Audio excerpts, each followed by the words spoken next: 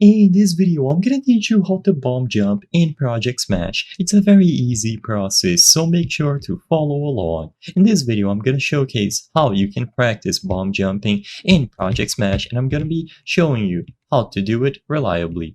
Now, keep in mind that this is a very difficult thing to pull off, and you need a lot of practice. In fact, I myself am a newbie on doing this. So I'm gonna teach you the fundamentals, and you will be able to practice and implement it into different combos and ways to do it. But the basic idea of doing a bomb jump is doing a bomb toss, so your fourth ability here, and then using the bomb to launch yourself upwards like this.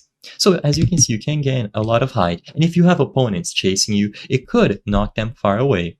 Now, like I said, there's a lot of ways to go about doing this. You can toss a bomb at your feet, which is usually the most basic way to do this, and then just jump on the bomb itself.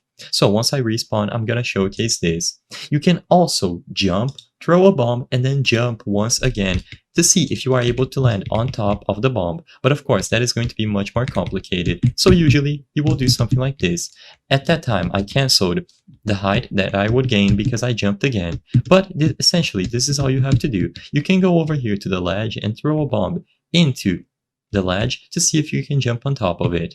You can also use your bombs to do some sorts of bomb dashes, where you will be able to propel yourself towards the sides instead of going up. You simply have to position yourself in relation to the bomb and where the explosion is going off. As long as you are able to go to a specific location in relation to the bomb, you will be knocked into that place according to the explosion. Like I said, it is a very difficult trick to pull off reliably. You have to get used to the timing after you throw the bomb and when it actually goes off, and you have to position yourself as soon as it goes off. So you have to be in close proximity and in the right distance of the bomb for you to propel yourself with the explosion.